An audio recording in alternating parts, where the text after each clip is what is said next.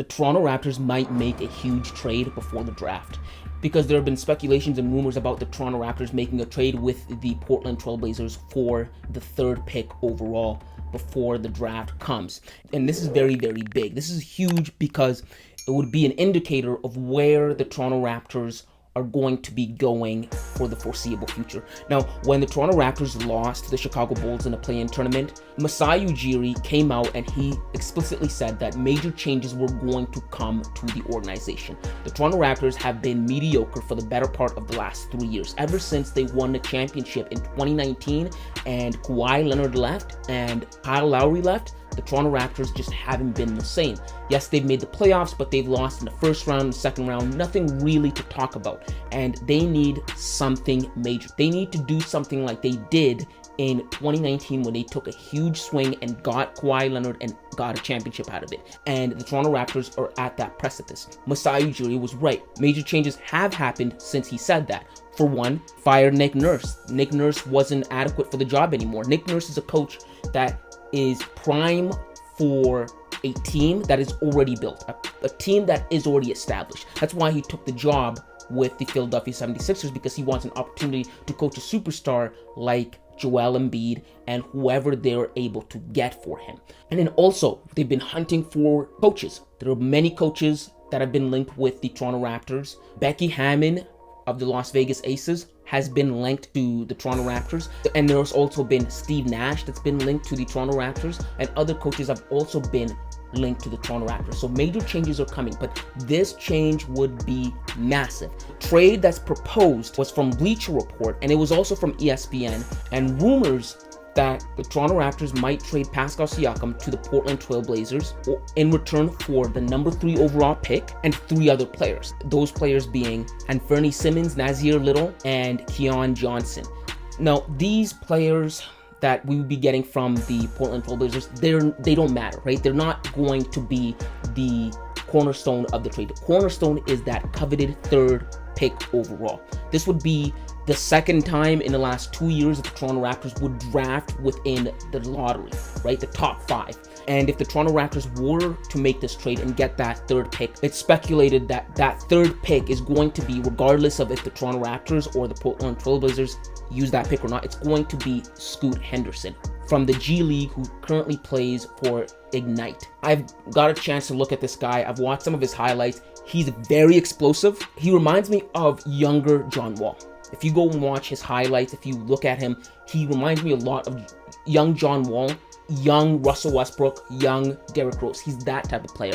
An extremely athletic guard, extremely explosive, extremely quick. And there are other aspects to his game, but that was really the thing that popped out to me. That was the thing where I was like, okay, cool. But he's a point guard, and then also he's 19 years old. So the reason I say it would be a massive change for the Toronto Raptors is because they were at a fork in the road. And the fork, they had to make a decision. Do they stay with what they've been doing, trying to acquire players to come play for Toronto? Or do they go full in rebuild mode? And if they were to make this trade, it would confirm that they are going to go into full rebuild mode. And that's what I think should happen. I've been advocating for the Toronto Raptors to rebuild. I think the Toronto Raptors for the past 3 years have been a middle of the pack team. They've been in no man's land, in which they're not good enough to really go deep into the playoffs, and they're not bad enough to get lottery picks, right? And so they just mediocre. They're meh, nothing really to talk about. And in order to change that, Toronto Raptors need to overhaul, use the assets that they have right now, try and get draft capital and get really, really talented generational talents in the draft in order to build for the future, because the Toronto Raptors roster that we have right now has plateaued. It reminds me of the Toronto Raptors in 2016 or 2017, in which Kyle Lowry and DeMar DeRozan, they plateaued. They made the playoffs multiple times. They even became the first seed in the Eastern Conference, and it didn't matter. They didn't go deep into the playoffs. They would always get knocked out. And I think it's the same thing with this team right now. It doesn't matter that you have Pascal Siakam. It doesn't matter that you have Fred VanVleet. Those guys alone together isn't good enough to do anything in the Eastern Conference as it is right now. But they are very valuable on the market. They're very valuable, and teams would do so much to have Fred VanVleet, Pascal Siakam, and OG Anunoby. Those 3 guys, you could get a boatload for those guys if you really do commit to rebuilding this team. And I think that's the route that the Toronto Raptors should do. I also heard a report that the 76ers are going to try and replace James Harden with Fred VanVleet. Now, why is that? Well, the thing is, I think James Harden opted out of his player option, and there have been also a bunch of rumors that James Harden will not remain with the 76ers. He is looking to go maybe to Houston, or he's not going to remain with the Sixers as it is right now, and they are going to look to replace a guard like him. Now, what the Toronto Raptors could get back, I don't know. I don't know what 76ers are going to give them unless it's really good draft capital, but that just goes to show you that the Toronto Raptors have 3 really good pieces that if they were to offload, they could get a lot back and build around Scottie Barnes. And that's the way it should go. Pascal Siakam, I know there's a lot of people in the Toronto Raptors fan base that love Pascal Siakam, and I get it. But I've been saying this for almost 2 years now. Pascal Siakam has hit a ceiling. This is the best it's ever going to get for Pascal Siakam. This is it.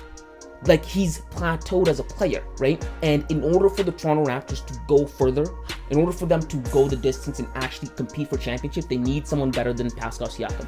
He's not that guy. Now, a lot of Toronto Raptors fans love him, but a lot of Toronto Raptors fans also love DeMar DeRozan, and he got moved, and look what happened to the Toronto Raptors after they moved him. They won a championship.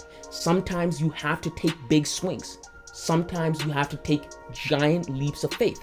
And you have to go out of your comfort zone. And this is what it is.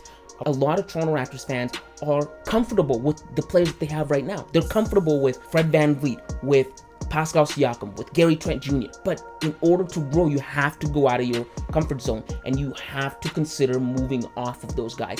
I also saw a trade that was proposed that the Toronto Raptors could also trade OG Anunoby for the 10th overall pick. I'm forgetting right off the top of my head who has that pick, but that was a trade that I did see. So if you were to really commit to Scottie Barnes being the focal point of this team that you want to build around, and not expecting to win right away, and expecting to win maybe 3-4 years down the line, like do what the OKC Thunder are doing right now, they are building a super team. They are building a really good team. Then getting rid of OG Anunoby, Pascal Siakam, and Fred VanVleet, and rebuilding would be the way to go. And I think it's the way to go. Teams that are rebuilding right now, like the Orlando Magic and the OKC Thunder, in just a few years, they're going to really start hitting their stride. And the Toronto Raptors could be in the same boat if they start right now. And Toronto Raptors fans have to kind of detach from these players, right? Like, I know you love them, but they're not yielding the results that we want. And if we're going to be mediocre, I'd rather we be crappy now and get and fix and build around Scottie Barnes and be really good in the future, instead of just being mediocre year after year.